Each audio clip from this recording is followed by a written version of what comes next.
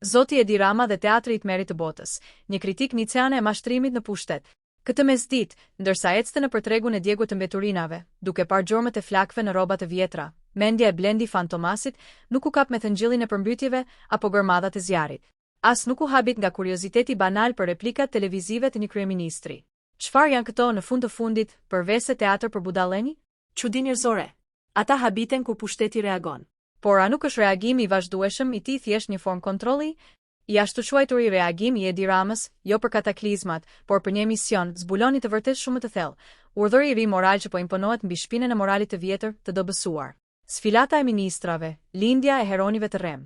Ajo që quhet sfilatë e shëmtuar e ministrave, ecja e tyre teatrale në skenën e mjerimit, nuk është thjesht inkompetencë. Është simptom me një fenomeni më të madh, vdekja e përgjegjësisë autentike. Këta njerëz nuk janë administrator, janë aktor në një dramë kozmike të cekët.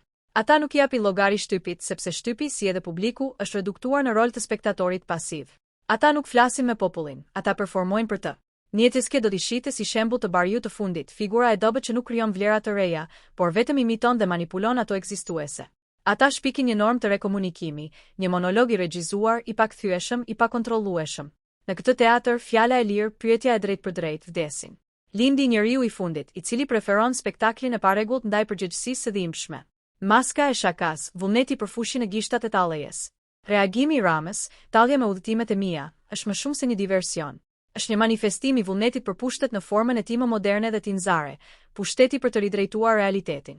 Duke kthyer çdo gjë në shaka ose tallava jevgash, pushteti shkatëron mundësinë për të patur një të vërtetë të përbashkët.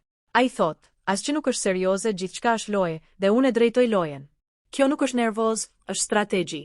Strategji e mbi njeriu të rrem, i cili në mungesë të vlerave të vërteta për të krijuar, zgjedh të shkatërrojë çdo kuptim.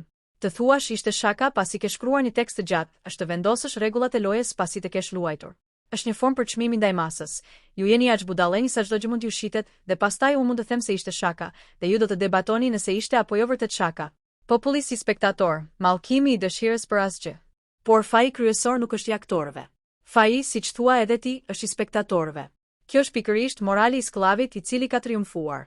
Njerëzit nuk kërkojnë më llogari, ata kërkojnë spektakël. Ata janë më kurioz për duel verbal sesa për ujin që i mbyti shtëpinë.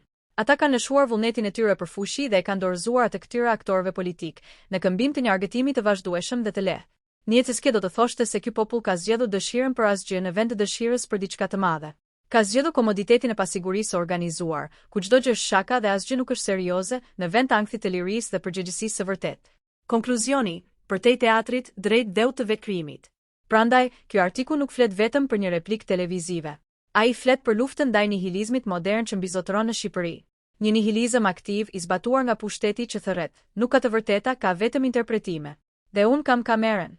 Përgjigja, nga një perspektivë niceane, nuk është thjesht të kërkosh llogari, është të refuzosh të luash lojën e tyre. Është të kërkosh jo vetëm përgjegjësi, por përmbushje. Është të kërkosh nga njerëzit që të ndalojnë se qeni spektator dhe të bëhen krijues të vlerave të tyre, të vetë përcaktimit të tyre. Pushteti që tallet me popullin është një pushtet që e ka kuptuar se ai popull ka braktisur vullnetin për të qenë diçka më shumë. Kështu përmbytjet dhe zjarret nuk janë thjesht katastrofa natyrore. Ata janë pasqyra në të cilat reflektohet tabloidi i tmerrshëm i një shoqërie që ka humbur vullnetin e saj për të qenë e vërtetë. Dhe në këtë pasqyrë fytyra e kryeministrit, duke buzëqeshur me shakan e tij, është ikona e kësaj epoke të errësuar, ku të gjithë ecim në tregun e djegur të mbeturinave, duke i quajtur ato art.